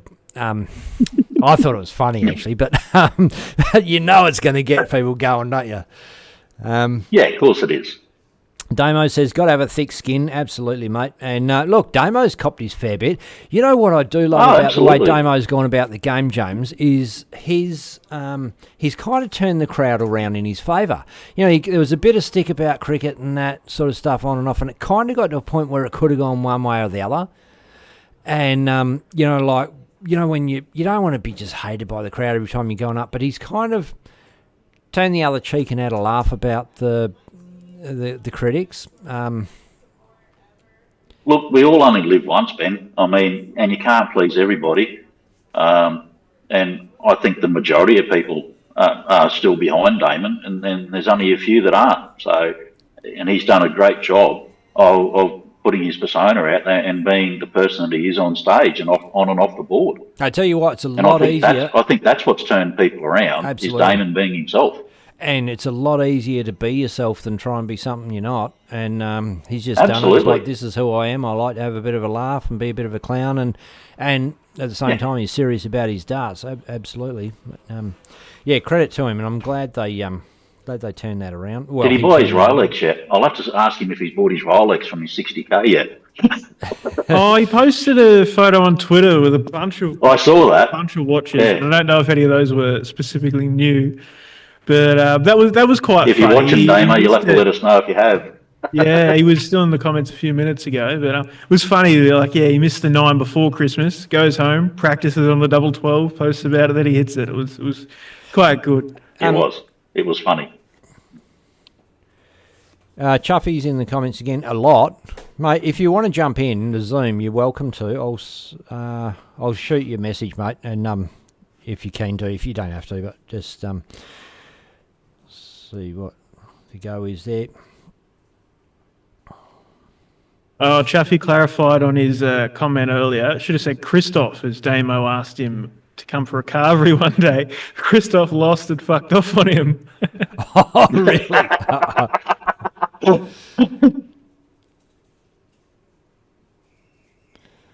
Damo says he's not got the Rolex yet. Oh, You have really? to, I suppose he wouldn't have the money yet. Yeah, I think true. it's Good got point. 21 days to All come right. in. I mean, that's the thing about this game is that everybody can just tune in and have a look at what your winnings are. It's not like you can hide it and go, yeah, well, I haven't done that much. Yeah, no, you're shouting, Mac Elkin. But Well, I guess there's also, you got to take note of, the taxes, and you've also got appearance fees and expenditures to get there and all sorts of other yeah, factors. you've also got some other earners on the side as well. Yeah. OnlyFans Damo. I think Hey, he was something talking about to that. us in Wollongong about how he got a bit out of shape. That's why he wanted to get back into shape. There is, on a serious note, there is side hustles like your exhibitions and all that sort of stuff. And I'd love to actually ask someone what the go is with what you're allowed to do and what you're not allowed to do. Because there's been, obviously we got a message from the PDC about streaming players playing darts back in the day. Yet we see them playing in other comps and all that sort of thing, and exhibition matches. But they're not live stream. They're not live stream though, and they're Some only. are. It's only if it's a PDC sanctioned event. I'm not going to dob, but some Any are. not They are. any non PDC sanctioned event. Because I know, we were chatting about it the other day, actually, but Luke Littler still goes and does some Modus, features, and they post not live, but the videos after. Yeah, but they actually get permission to do that. So Yeah. That's what I kind of figured would happen is special permission and being Modus and whatever else. Yeah. Darren Pennell in the comments says, sorry guys, I didn't realise it had gone back to pre-COVID years when me and Damon qualified. Was a record year, 800 plus in one room. I'm old and out of touch. And those of you who don't know, Darren Pennell was moved back to Australia and came on the scene and dominated Australian darts there. Absolutely, really smashed. Just put his head down, decided, look, I'm going to have another crack, and did really well. Got in the Masters and had a crack at the Worlds that year, didn't he? Yeah, he did. Yeah. yes, he did. Yep. And then retired. Yeah. Well, But he already focus on said work. that before he went over. That he wasn't going to do anything. This was his last crack, he said. But no, he did really, really well over that 12-month period. He came over and dominated. Went to the Worlds. I thought he played really, really well. Yep. Yeah. Yeah, well, we got to catch then up with he's- him in the October of that year at Pine Rivers at an ADC event, and it was good to meet him and have a chat to him about it all then. But yeah. Just going back to the comments, we'll roll through while we're on them. Warren Ackery says, shame that 60k didn't go to Order of Merit. I'm not sure where we're referring to back then. The 9 data Because- 60k. Oh, okay. It doesn't get Oh, it added doesn't onto get his added prize on. money. Yeah, no, and No, that's no. fair. That's fair. Come on. I think so too. Yeah. You know what I do love? The way that an audience member gets 60k. That PDC's really done some stuff to increase the audience engagement, and that's one thing that's definitely done it. Damo says, I do have some sexy feet. Chuffy says, Leon's just rocked up with a grandson. So, if there's a little grandson in the family there. Leon's young bloke. We'll catch you mofos later. See you later. Good to have you along anyway. And Joe Comito says, takes away from... he's referring to Damo's I do have some sexy feet. Joe Comito says, takes away from how bad your head is. Damo retorts with Joe Comito. That's the pot calling the kettle right there. Danny Porter says, I'm really interested in the new PDC thing happening here this year. Who knows the ins and outs of it? Well, the truth of that is no one does. But we've seen a flyer and not much more. But, hey, that's not going to stop us from... what do you call it? Conjecturing, speculating, construdling, speculating. Yeah. I don't know how they're going to do that. It's a massive commitment, 8 weeks straight. But from from my perspective, I think it's got to be funded, like flights and accommodation. It has to be funded because I don't know of anyone in Australia who's got the money to do that. So for those of you who aren't or might not be across it, so basically at the start of the Worlds, the PDC and I think the DPA and DPNZ are part of it. So they announced the ANZ Premier League. So 8 weeks across a bunch of different states with one event in New Zealand. And so it's every Saturday night for that 8 weeks. And 4 Aussies, 4 Kiwis, I think is the makeup. I might be making that up. But yeah, the idea is local players, no tour card holders or anything else. It's about getting the top players from Australia and New Zealand up on stage in front of crowds and playing darts on TV. And so I can only see that as a good thing. I don't see a negative in that because that's what we're missing. We're missing that exposure.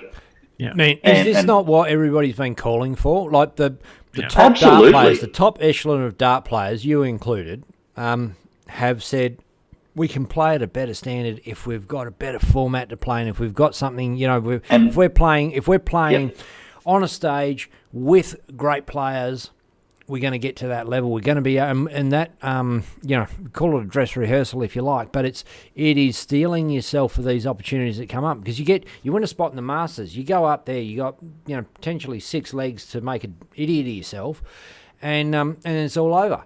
And you either hit or you don't. And look, speaking of Darren Pennell, he got up there and hit. He had a great crack. You know what I mean? And and some people do, but then there's other people like Ben Robb, great player, top player, taking him time and time again to get up there and represent before he managed to actually do it in that environment. But this is a perfect opportunity. I mean, and I've said for a long time is after the Oceanic Masters, you basically got 2 months of nothing. So after the Oceanic Masters this time, you've actually got 8 weeks of darts. I think it ends on the 22nd of November, and then whoever's coming over for the Worlds will be playing within the next 4 weeks.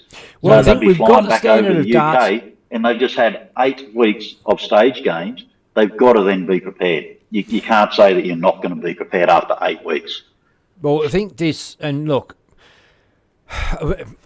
it's been said before, and I'm going to say it again, that they call it the Littler effect. The fact that they've got so many people watching darts now, that it is the golden opportunity to actually launch something because you've got just general Joe Blows that are going to go, hey, Aussie darts are on, let's watch this, and you got a chance of capturing an audience, a viewing audience, and I'm only guessing how they're going to go about it. They might not even be televising it. I don't know.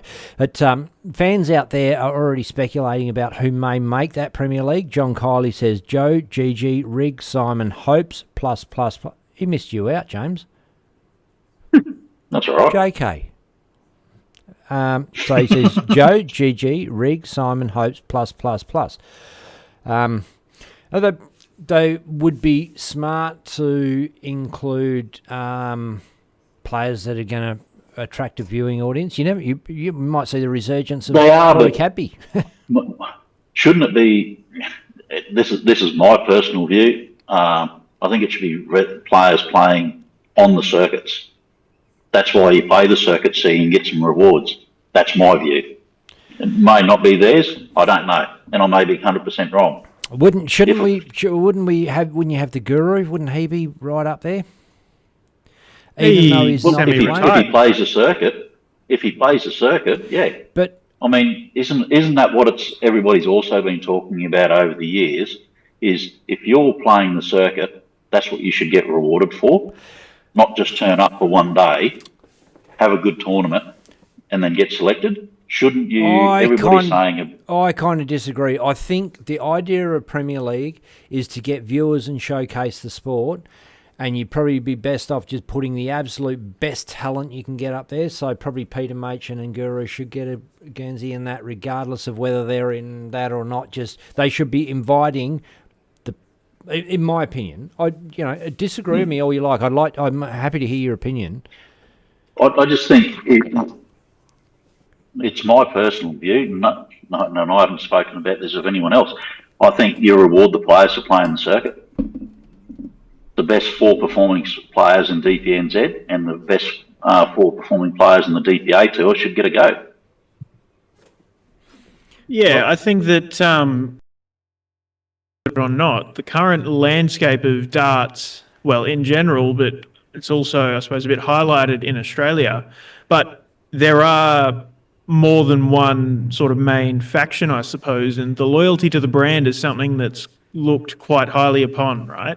And in the biggest opportunity that we've seen in years, as much as I would like to see the best players by ability getting the spots, I think that it's a matter of, for these opportunities being presented, it's going to go to the players that are loyal and that are putting in the effort going to those events and representing that faction. That's just the way that things go. You can look at Brandon Weeding we spoke to earlier. He has, I believe on more than one occasion, qualified for the World Series events, the Australian Masters, chosen to go to the Australian Championships. And as a result of that, he's got an Australian selection. It's something that works, and works that way. And I think that's just the state of respond to this, gentlemen. So John Kiley's made the comment, it's not a DPA event in the Premier League, it's a PDC event. So PDC don't have a circuit over here, except, I mean, obviously through the DPA, but they're 2 different organisations. Well, DPNZ is a different organisation again as well, but they are the PDC affiliated events to get over to the Worlds. Yep. Play the WDF events to qualify for the Worlds. You do the WDF events to qualify for Lakeside. I think that they would select players based on viewability, bettability, but mainly viewability. The Premier League is a showcase and it's about entertainment. I think this is who I'd love to see. I'd love to see Simon. Great if Mason gets a spot, but new burgeoning player, it's not like he's already got a big fan base, but that could be a good draw card. Bailey Marsh is a good draw card. Just because they're players that people... And the other thing is, Bailey also showed that he can just walk up on a big stage and smash. And that's important. But you've also got like Raymond, who's made the top 16 in the world. I think Raymond should be in. I think Raymond and Peter Machin should be in. And I don't know why I'm mentioning them in the same breath, but there's Danny Porter. It's not like there's any lack of pool of talent. Darren Pennell, is he still in Australia? I believe so, but you also got, players from Victoria. You got Brody Clinge, Mel Cumming. Mel Cumming, yeah. Marlowe, you got so many different people that could, people that have played on World Series stages as well. Obviously... Even people from New Zealand. So you got, well... if Ben gets a tour card, but then you've got so many people over there, Caden, Johnny Tartar, there's so many players over there as well. So well, how do you? Yeah, well, let's look at it this way. We mentioned earlier about the PDC's main Premier League and how that's selected, right? Top 4 in the order of merit, 2 by the broadcaster, 2 by the PDC. What if it was top 2 from Australia and New Zealand by the DPA and DPNZ tours, and then 2 picks by the broadcaster, 2 picks by the PDC? But they're all people still playing in their events. They're not going to bring they're not going to throw the WDF World Champion into the Premier League for a showcase event. They're all people still playing in their events. There's a big crossover, James. So you say massive. So you could say Brando Weaning is a Darts Australia player, but that's not going to exclude him because he has played in DPA events. But he plays both. Yeah, and he was. You can always play both. There is no reason why you can't play both. Everybody sort of no does. reason at all. It's not like Raymond's never played DPA. You know what I mean? It's just, yeah. Yeah, I get where you're coming from, Ben, but I think it's just a matter of you've got to choose the people that are on those tours at that time. I think there's not really any way around that. As much as we could make all the fantasy matchups we want to. Doesn't really matter what we say anyway. It's not. It's No, not well, affecting maybe us. PDC have their final say in it. But it is nice. Look, I enjoy speculation as much as the next guy, and I enjoy hearing what people have got to say. So Darren Pennell says, very exciting. Australian Premier League is what Australia needs. Darts needs to be seen by the Australian public to grow the sport in this country, get young players playing. Warren Ackery agrees, says get some more young'uns in.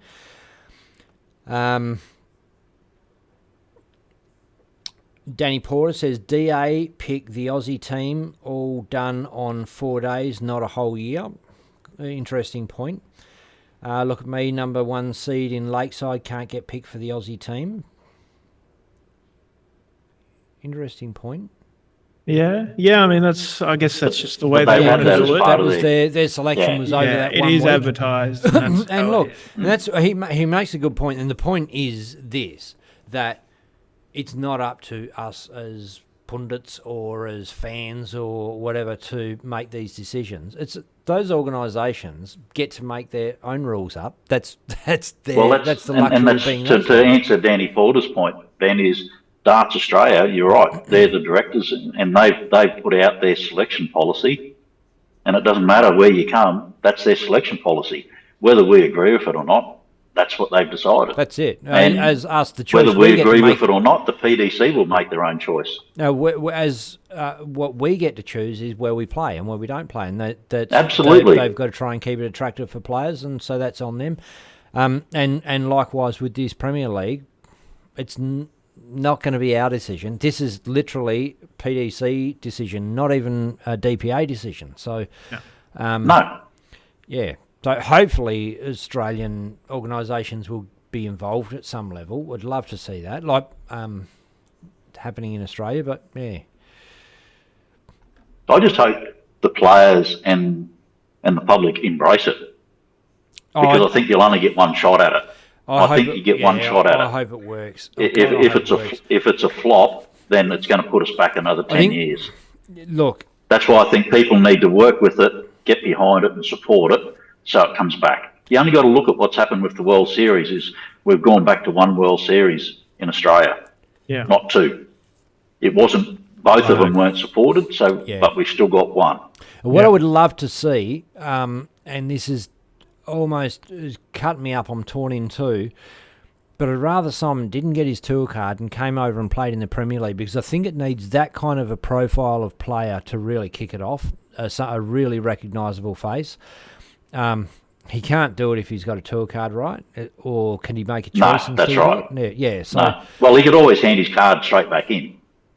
Oh, he doesn't have to take the card, but then why would he go and... You don't have... Why would he go and qualify if he was going to do that? Or maybe... Yeah. Well, look, pardon me, there's no details on this event, so it might not be worth his while to hand his card back in. He's probably going to wait and see what this event is all about to make that decision. Yeah. And look, it's still 10 months away. Perhaps if it is advertised that it's no tour card holders, allowed, maybe PDC could go back on that decision and say, look, we've thought about it more, we've looked at the players on hand, perhaps if we give a spot to Simon, maybe give a spot to Hopai as these recognisable faces, then fill in the issue they have, I understand what you're saying there, but the issue they have is they've still got events over here that these guys use to qualify for their World Championships and other TV events whilst that's been played. So that's why I don't think it can be a tour card holder. Otherwise, they're ruining their chances. Explain that to me again, James. I didn't quite get. Well, they'll still have the Players Championships finals being played. They'll still have the Grand Slam. They'll still have a few other tournaments that are being played over here in the UK for their tour card holders. That's why I think they couldn't. Are you saying that they need to play in those events to qualify for the they Worlds? do. Yeah, they do. Yeah. Some of them are using that prize money to get their ranking for the Worlds. Yeah, got you. Understand. But surely that's the player's choice whether they think they're on the verge of that or whether it's worth it or not. I mean, we've taken Damo out of this discussion, assuming that he would just be red hot all at the prize money in the worlds and ranking. But that might not even be the case. Yeah. You don't Yeah, know I mean, what's, top you don't eight know in the what's going to be in it. rankings. What if they had Simon, Damo, Hopes, had this competition was big enough and enough prize money that it was like, hey, Damo's like, look, I've qualified for the worlds anyway. Ranking's not that important to me. If I get through 2 rounds of the worlds, doesn't matter. Is that a possibility? I think it'd be a brave decision because, the PDC calendar's already out. And so, for the perspective of someone who's in that, 64 to 128, I guess, you've got a couple of Players' Championships and Players' Championships finals and then last chance qualifiers. But you look at someone like Damon who's in the top 8 qualifying for every single TV event, from September through to November, you've got the Grand Prix, the Grand Slam, Players' Championship finals. You've got World Series finals. There's 4 or 5 big TV tournaments that he'd be missing out on by making that decision. And that's, it's not just the world you've got to look at there, but it's potential of over £500,000 in prize money for a player of Damon's calibre and qualification. Yeah. I just think we probably should all now wait until the PDC make their announcement on the structure and how they're going to select it. Yeah, absolutely. Because they may say just top 2 at this point and then do wildcards. You just never know. But I think we can keep going round and round in circles. But Yeah. Yep. Well, on that note. Oh, well, Darren Penhall's just said, I'm here and excited about the Premier League. Started practicing a couple of weeks ago, just waiting for the info of how it's going to work. Would like to be involved. Great opportunity for Australian darts. Grab it or lose it.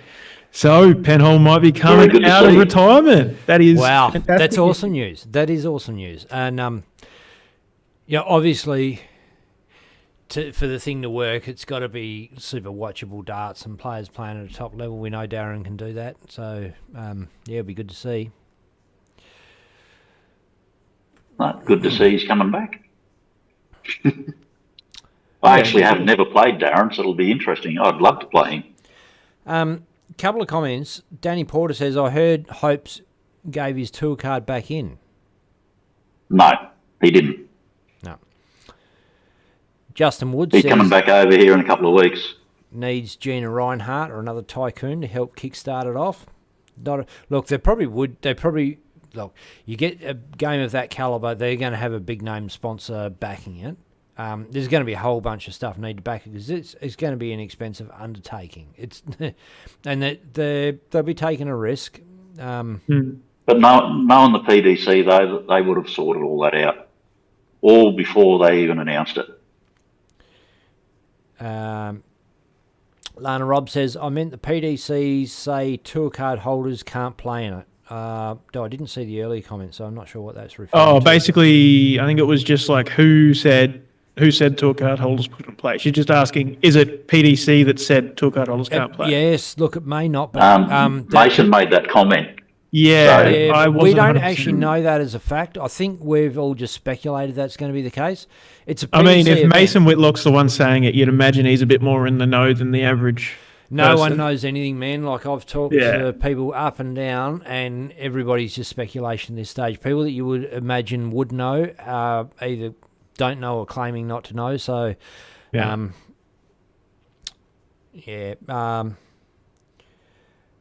Kiley says 8 weeks out of the tour, maybe miss 5 weeks tour out of 30.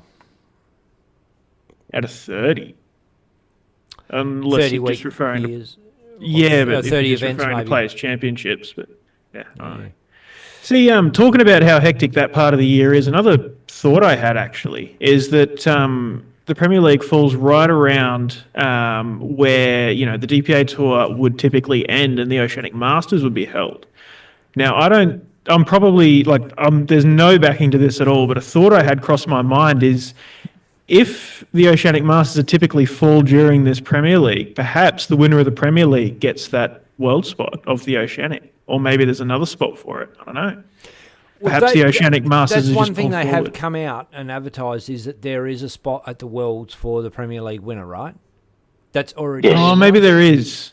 That's already been stipulated. So this is So there's, as we've all said, there's not many details that have come out. There's one detail they have said is that it's going to be a spot into the world. So where that comes from, whether they create another spot for the Southern Hemisphere or whether it gets taken away from a DPA, DPNZ event, we don't know. Yeah. Be shitting myself if I was them guys and thinking, oh, what are they? And then not knowing. Surely not. You would. You'd be thinking, oh man, it's like cutting me in half. Come on, you guys. Yeah. Oh, well, JK's saying there's another spot, so I'd imagine it's an additional, so the Oceanic will still be held, but I don't know when. Nobody knows. Yeah. It's not been stated, so. Well, it's in the calendar that the Oceanic. It's actually in the calendar. It's being held in New Zealand next year, and it's been advertised that it's Oceanic's always world championship spots. So nobody said that's now not. Was it's in there.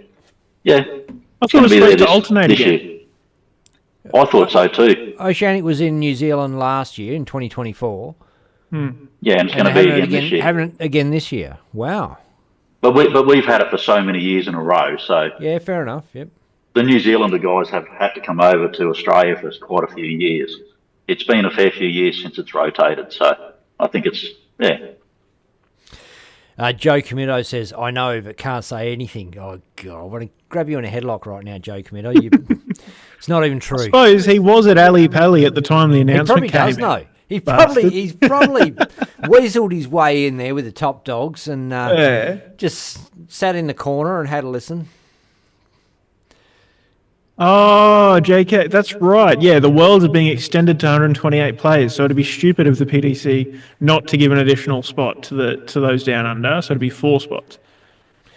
Yep, Lana Robb says, think it's good for Oz and NZ to be playing each other again. It's so exciting. We love it too. Like the rivalries between across the ocean there is pretty good. Joe Wheeler says, any good youngsters coming through Australian JDC? If I remember rightly, there's 6 academies in Australia.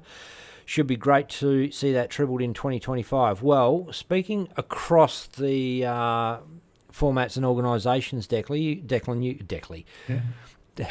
Balin, you can speak more to that than I can. So what's going on with the young fellas? Yeah, well, so obviously the comment was about the JDC, but Darts Australia Junior Championships are on this week. It's a big few days, and don't know exactly how many states are represented, but quite a few. And, it was an all-Queensland blockout in the finals of both the boys and girls Pacific Masters today. Tristan Bogner, 5-2 over Claude Miller.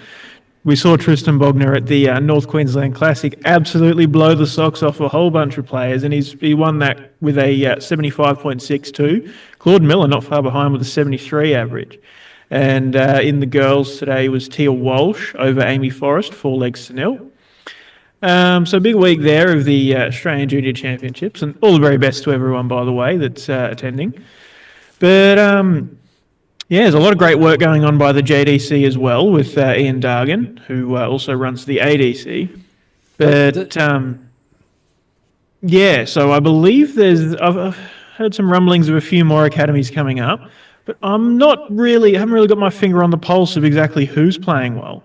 But I know that Gigi Mathers runs the Carroll Park Darts Club, and a whole bunch of the Queensland team, I think 5 out of 8 of the players in the Queensland junior team this year for DA are from Gigi's club, Carroll Park, including Tristan and Tia as well, I think. Yeah, you saw Tristan light it up even when he crossed over into the seniors. Took a few scalps there, so that was pretty good.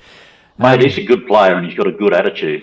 Yeah, and I think Dargs was saying he's sent players over to England, JDC players for the juniors, just recently. I don't have details on it, but I didn't know. There's no big announcement done, I don't think. But something we'll have to look into and give the appropriate props. But well, just about there, guys. It's been a bloody Yeah. great night. And James, thanks for giving us so much of your time. And to No, that's all right. I'm going to go make some lunch now. yeah, Right. and look, It's Big midday Rig here, so was I'm Big hungry. Rig got on. Big Rig got on just before he headed off. So he was literally packing his bags as we interviewed him. So thanks very much for giving us all your time, Ben Robb, bloody legend, and Brando. And Mason for jumping in. Likewise, they were about to head off as well, so it was awesome to have them on. So we're getting all these players really hot off the, off not on the back of, but just about to get on the front of the Q School to get a qualifying card, a tour card, and wish them all the very best. It's been good to have them on and find out what it's all about, Dak. Yeah, for sure. Well, look, it's been a really good night, really good couple of hours, and hey, we might do this all again next week. We'll see what's going on and see who's keen. Because wait, a week from now will be the final day of Q School, so it wouldn't really work out. It'd be the morning of the final day, so we'll have to see. Yeah, have to see what goes on. Well, we might be able to jump in on our Friday night stream and get some updates. Yeah, when we are back live from Stirling Adriatic Centre. Yeah, with, this Friday. Dosh Friday Night Darts. So if you're watching, want to get on that, Dosh Friday Night Darts next Friday. It's back on. Stirling Adriatic Centre, 78 Jones Street in Stirling, Western Australia. And that'll work out perfectly because that'll be the morning after the first day of Stage 2 of Q School. And hey, Dad, if you win it outright on the first day, you could jump on as a tour card holder, or any of the other guys as well. Boom. Yeah, we'll see what We'll just wait and goes see what on. happens. One day at a time. Yeah, that's it. Thanks all for jumping in. I've been Ben Hunter. This is my mate Declan Bailey, and that's his old man James Bailey. And I just want to say thank you to everybody back home for the support, and I know the other players do appreciate it. It certainly doesn't go unnoticed. And thank you for the interview, guys. Yeah, thank you for jumping on. But all the very best to not only yourself but also all the other guys giving Q School a crack. So just to reiterate, we mentioned it a little bit, but yourself and Jeremy Fagg and Mason Whitlock going into the Stage 1 of UK Q School, with Simon Whitlock and Brandon Weaning going into Stage 2 in the UK. And then we've also got in Stage 2, in Europe, in Germany, we've got a couple of Kiwis. So Caden Milne into the second round as the highest ranked DPA NZ player, and then the Big Rig and Jack Shepherd into the first round.